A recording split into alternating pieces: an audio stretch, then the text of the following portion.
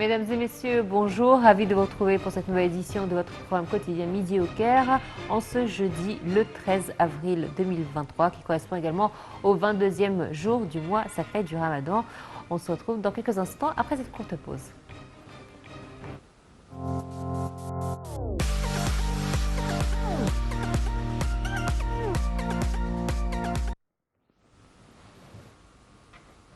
Et on débute nos nouvelles par celle concernant la présidence.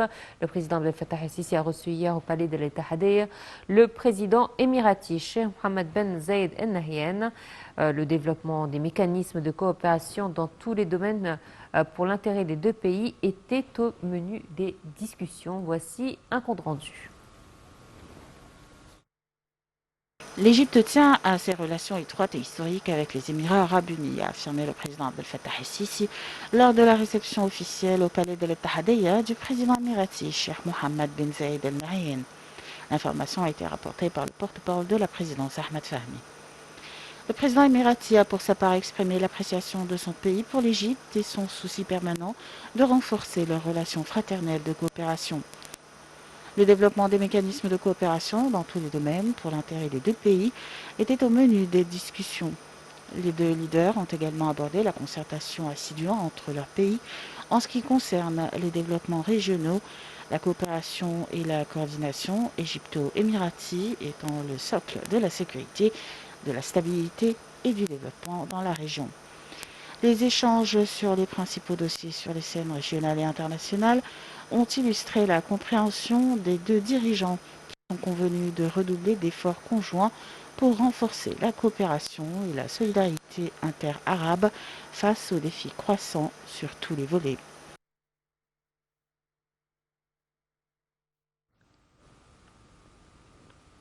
Le vice-ministre des Affaires étrangères aux Affaires africaines, Hamdi Loz, a dénoncé les propos du ministre d'État éthiopien des Affaires étrangères, accusant l'Égypte de politiser le dossier des eaux du Nil et du barrage de la Renaissance. Les préoccupations de l'Égypte concernant les conséquences de ce projet sur sa sécurité hydrique sont réelles et fondées sur des études scientifiques fiables, a dit le diplomate dans des déclarations à la presse.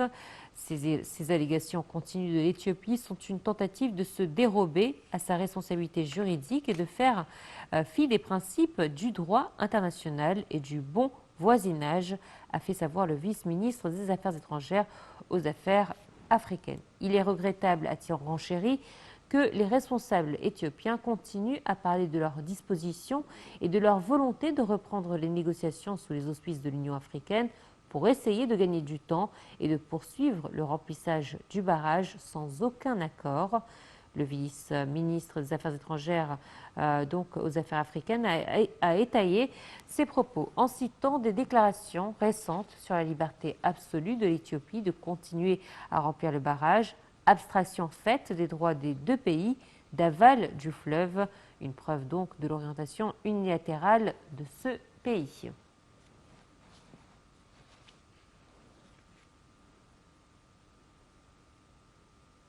Et le grand imam d'Al-Azhar, Cheikh Ahmed El-Taïb, a félicité le pape d'Alexandrie et patriarche de la prédication de Saint-Marc, le pape Tawadros II, à l'occasion de la fête de Pâques. Lors d'une conversation téléphonique, le grand imam a exprimé ses vœux au pape et aux Coptes à cette occasion. Pour sa part, le pape Tawadros II a exprimé ses remerciements quant à l'appel du grand imam, le félicitant de même et que tous les musulmans à l'occasion de l'Aïd el-Fitr.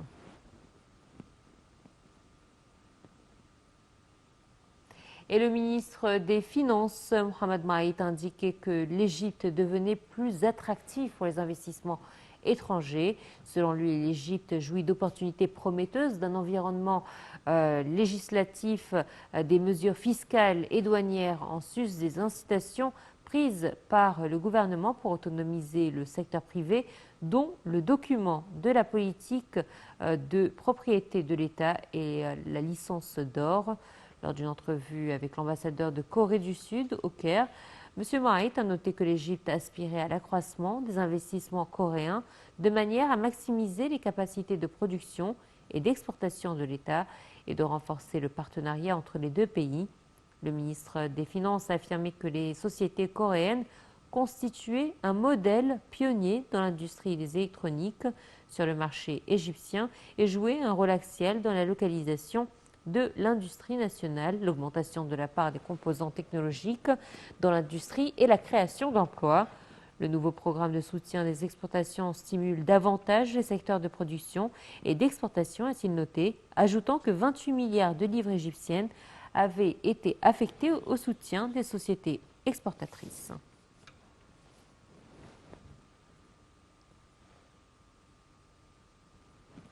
Et le ministre des Ressources hydrauliques et de l'Irrigation, Hani Souelam, a confirmé que l'État déployait de grands efforts pour atteindre la gestion exemplaire des ressources en eau et relever les défis auxquels le secteur de l'eau est confronté.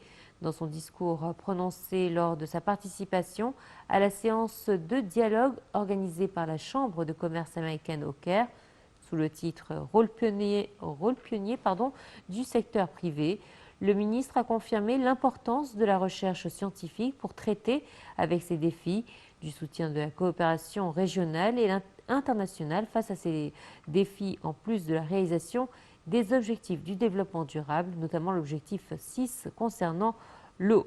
Il a évoqué les défis auxquels se heurte l'Égypte, comme les ressources en eau limitée et la croissance démographique.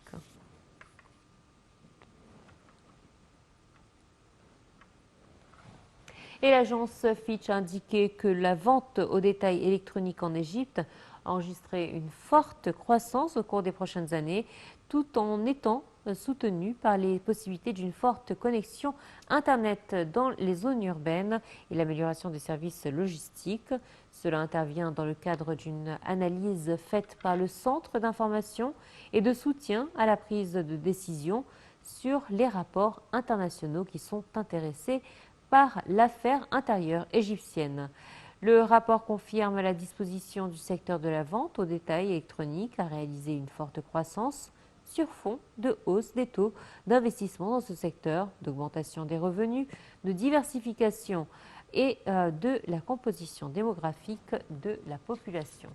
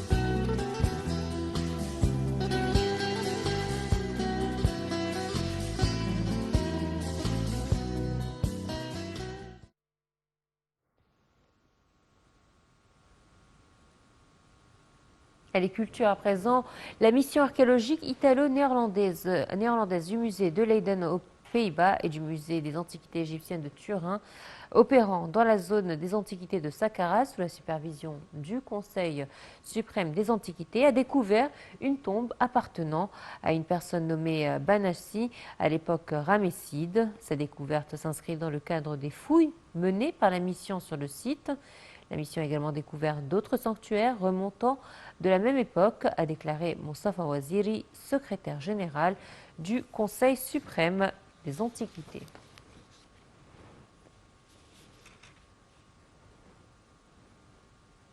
Et vendredi dernier, l'exposition Ramsès et l'or des pharaons a ouvert ses portes au public dans la grande halle de la Villette à Paris. Une exposition très attendue à tel point qu'elle a fait la une des médias français et étrangers. Il faut dire que l'exposition, qui durera 5 mois, contient 181 objets d'art précieux du trésor du roi Ramsès II, dont le cercueil royal que les autorités égyptiennes ont accepté de prêter exceptionnellement pour la France en reconnaissance des efforts des savants français qui avaient sauvé la momie des moisissures en 1976. Il faut savoir que c'est la deuxième exposition de Ramsès II en France. Voici les explications. La pièce maîtresse de l'exposition Ramsès et l'heure des pharaons, qui se tient dans la grande halle de la Villette à Paris, est un chef-d'œuvre inestimable. Il s'agit d'un coffre en cèdre du Liban sous forme de némès, la fameuse coiffure rayée. Sur le front se trouve le cobra royal. Dans ses deux mains, le sarcophage représente le pharaon, tient deux sceptres avec les bras croisés sur la poitrine. Selon un communiqué de presse du ministère du Tourisme et des Antiquités, une centaine de milliers de visiteurs sont allés voir l'exposition. Le secrétaire général du Conseil suprême des Antiquités, Mostafa Ouziri, a fait savoir que plus de 165 000 billets ont déjà été vendus jusqu'à présent. Comme en 2018 pour Toutankhamon, l'exposition Ramsès et l'or des pharaons est organisée par une société américaine qui verse aux autorités égyptiennes une somme tenue secrète et propose ensuite cette exposition clé en main à un maximum de pays. Il y a 3 ans, l'exposition parisienne consacrée à Toutankhamon avait battu tous les records avec 1,5 million de visiteurs en 6 mois. Depuis Paris, Zahi Hawass, ancien ministre du Tourisme et des Antiquités, a fait noter que l'exposition constitue actuellement l'événement principal dans la capitale française, d'autant plus que l'Égypte a dépêché exceptionnellement le cercueil royal en France pour l'exposer parmi les précieuses pièces pharaoniques. Figurant parmi la collection de l'exposition, le cercueil royal a été largement médiatisé puisque la momie de Ramsès II avait été transportée à Paris en 1967 et cela avait eu un écho considérable à l'époque, a fait savoir le fameux égyptologue. Il a souligné qu'un accueil officiel lui a été réservé. L'exposition fera la promotion du tourisme, a signalé l'ancien ministre, partant de la place de choix qu'occupe le roi Ramsès II dans le monde entier, en plus des collections qui y sont exposées et qui fascinent les visiteurs. Le sarcophage est exposé avec d'autres précieux objets pharaoniques, environ 50 ans après sa première exposition en 1976. L'ambassadeur d'Égypte en France, Salah Youssef, la ministre française de la Culture, Rima Abdelmalak, et le président du parc et de la Grande Halle de la Villette étaient présents lors de l'ouverture de l'exposition. Dans une allocution prononcée à cette occasion, M. Youssef s'est félicité du transport exceptionnel du sarcophage de Ramsès II qui intervient dans le cadre des relations bilatérales privilégiées entre les deux pays et de l'appréciation pour les scientifiques français qui ont restauré la momie de Ramsès II en 1976. Pour sa part, la ministre française de la Culture s'est félicitée du fait que la France accueille pour la 2e fois le sarcophage. En fait, cette étape est la 3e après Houston et San Francisco, avec ses 180 objets provenant des collections égyptiennes de différents musées, et notamment du musée du Tahrir au Caire. Ces collections inestimables ainsi qu'une importante collection de bijoux et d'objets précieux provenant de différentes tombes sont exposées sur une superficie de 3000 mètres carrés.